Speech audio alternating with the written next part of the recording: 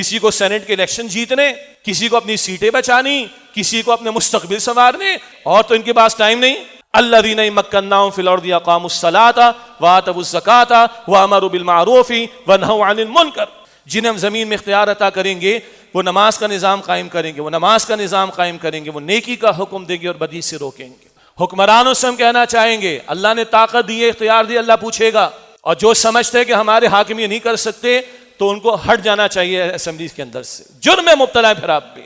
اگر شرعی احکامات نافذ نہیں ہو رہے، اگر یہ بے حیائی کو روکنے کے آپ کام نہیں کر رہے، اگر آپ یہ شریعت کے نفاذ کی طرف نہیں جا رہے اور ان سزاؤں کے نفاذ کی طرف آگے نہیں بڑھیں گے، تفصیل ہے مانتے ہیں،